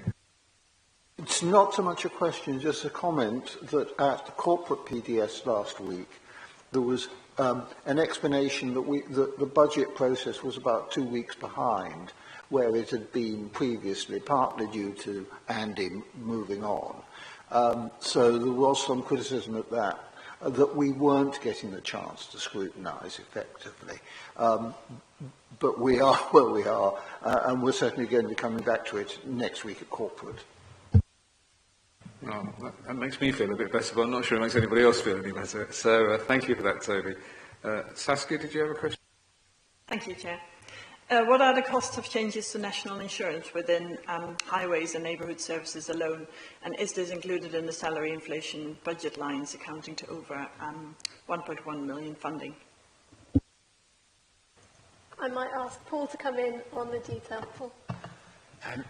I can tell you that the national insurance costs to the organisation are in the region of £2.6 million, of which we're expecting government funding of only 1.3 million, despite government informing us that national insurance will be fully covered in the sector. They haven't announced our allocations yet, but they have provided us guidance and a formula to which to calculate that, and it is 1.3 million funding across the organisation. In terms of the 2.6 million allocation to the highways portfolio, if you give me a couple of minutes, I can come back with that figure. I'm impressed with that. I'll certainly give you a couple of minutes, that's not a problem. Okay, are there any other questions? Grant? Yes, I've got 2 questions. So the first is, I just quickly worked out, there's a 22% increase on the garden waste collection fees from £57 to £70 per year. And I suppose that I'm highlighting that one more so because I always get notifications for when that service is actually cancelled, delayed, moved on. And, I suppose when you've got to pay extra for a service and then you get lots of problems with that service, a 22% increase in that service seems extreme when, you shouldn't be paying a premium if the service isn't a premium service. So I just wondered, how we can actually make sure that people that can see that and see that what they're paying is going to be reliable. So the increase has been benchmarked against neighbouring authorities and also the cost of delivering the service. So obviously if the fee doesn't cover the cost, we're effectively asking other council taxpayers to subsidise a service provided only to those who generate garden waste. And so that's how the level has been judged. There's clearly a choice to be made about that. In terms of then the quality of the service, it's not a service in my area, so I don't have enough detail to answer that, but we can come back on what we're doing to make sure that that service is reliable. To take that away, Chair, then I can do that. I've just got one more. Yeah, sure. Councils are expected to receive payments from the extended producer responsibility regulations, and I'm just wondering what that figure is going to be and where that is in. I mean, as the Chair quite rightly pointed out, there's a lot of information missing. 2 sheets of paper is not a lot to go on. But yes, do we have an idea? I believe councils should have been notified by now about the likely income from that scheme. Regulations. So that's right. So the paperwork you've got before scrutiny is the same information that went out in the public consultation on the budget, which was done before Christmas. But we do now have the information on the extended producer responsibility. I don't know if, Paul, you've got the figure to hand. Yeah, we're expecting that figure to be 2.7 million for the 25-26 financial year. With much uncertainty for future financial years, given that the way that data is collected on that and how money is allocated is very uncertain at this point, but 2.7 million for 25-26. Okay, I've got one question, well, a couple of questions very quickly. The sickness and holiday cover within the waste fleet service is 760,000 increase. I'm surprised that it's such a lot. Is there a specific reason why the sickness and holiday has gone up by that figure? I'm afraid I'm going to need to come back to you with an answer to that question, Chair. And my other one was that they took. That's the answer. Sorry, the waste service has experienced overspend in this area for quite a few years. Holiday and sickness cover has never been fully budgeted for. The way that the waste service have managed that is that they have over-recovered on income, particularly on recyclates income. Over the past 2 or 3 budget settings, additional income has been laid into the budget. What that has meant that the overspend on the salaries is now not being mitigated through that income, and therefore it's being surfaced as part of this budget setting. My other question is to do with the reducing of the corporate estates. It says on Appendix 1 that there's a reduction. Does that mean you're selling it, or what is the reason for that reduction? Part of that reduction, we're going through a corporate, we're establishing the corporate estate as a corporate landlord, which is centralising a lot of corporate estate activity or estates activity that happens across the council in multiple places, in multiple services and directorates. Some of that saving is realised through the centralisation process of bringing all those budgets into one place, and at the moment we estimate we spend about 4.3 million devolved in various budget pots around the council, and there is a clear plan in place to bring that together and centralise to make some efficiencies and savings through that process. It is also fair to say that we own and hold a lot of operational estate that we don't utilise in an efficient and effective manner. And as the needs of the organisation change and we focus our priorities on responding to our community needs and our priorities, some of that estate can be released and relinquished to reduce running costs and operating costs. So an example of that, which we've scrutinised through corporate panel, is the disposal of Lewis House, which operationally is surplus to requirement from an operating perspective from offices, back office facilities for the council, could be put into economic use as future offices for other occupiers through a disposal process. So there are opportunities to rationalise and improve our estate. The saving and the forecasting on the saving it's a combination of those measures come together to make that achievable. Okay, does some of that money go to Aquarius? Is that the plan?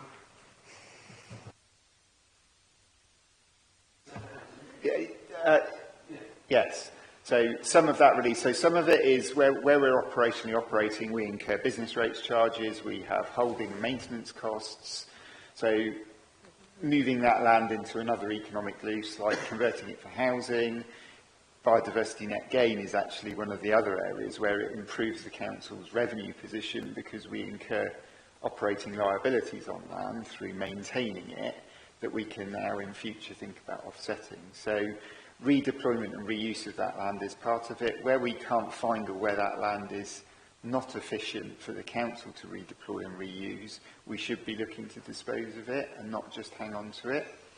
Alongside that, the corporate estate, the estate is actually growing, so our estate has been growing year on year, even though we, as an organisation, need less land, because the nature of what we're doing is changing. So as we move forward, we're seeking to grow the holdings on social rented affordable housing. That's more estate to look after. At the same time, we need to balance that with reducing the amount of operational estate we have that's no longer required. That was fuller than I was expecting. Saskia, you had a question, I think. Or not? Okay. Duncan. Thank you, Chair. If you bear with me just for a minute or two to just introduce my question. Just before Remembrance Sunday, a marvellous new community group, Salford for Nature, which I'm a member, we spent 6 hours digging up weeds in the Baines Memorial Park by the coffee shop in Salford.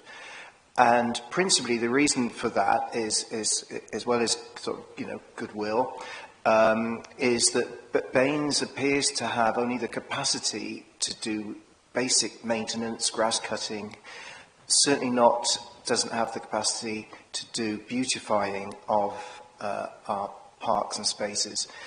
So I believe that's in part because of the Being Our Best programme, that area, that department's been trimmed.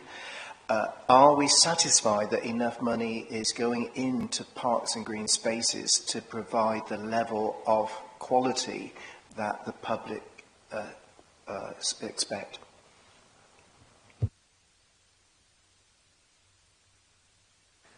Chair, I think that is something, particularly the public realm, the state of the public realm, at any time, is something that's really important to every ward councillor.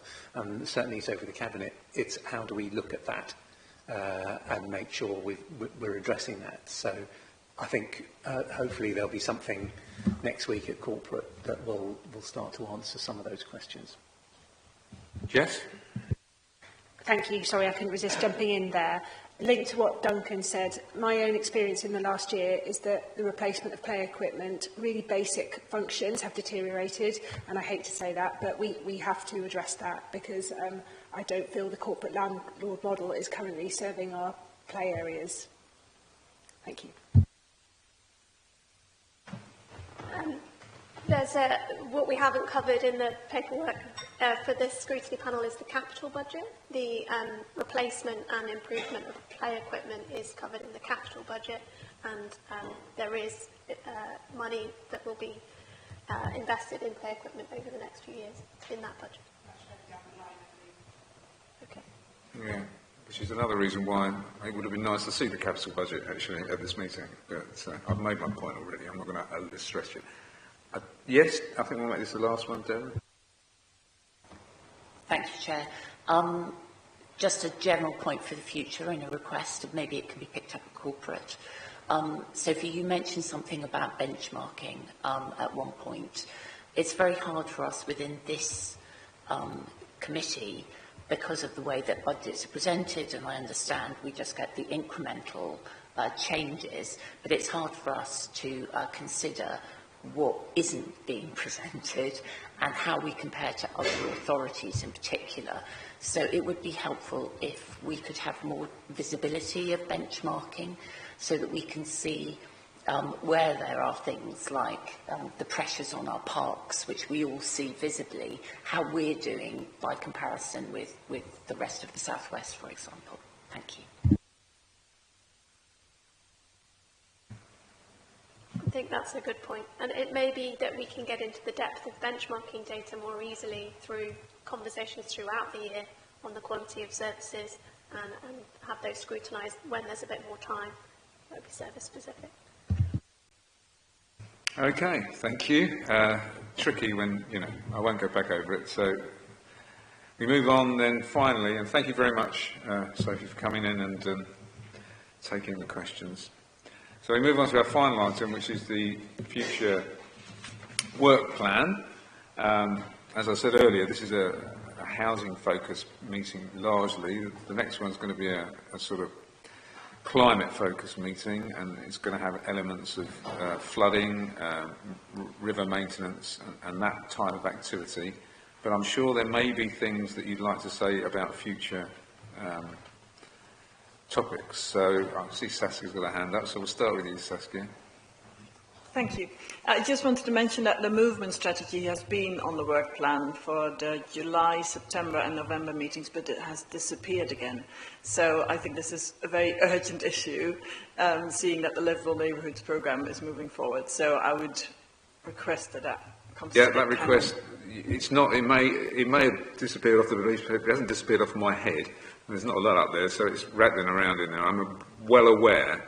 And in fact, Sol, right at the beginning of this meeting, mentioned the local circulation plan. So she mentioned a different plan that's only for Bath City Centre. Okay, well, I bow to your superior knowledge, no problem. Thank you. Anything from anybody else? Okay, in that case I shall close the meeting at 2 minutes.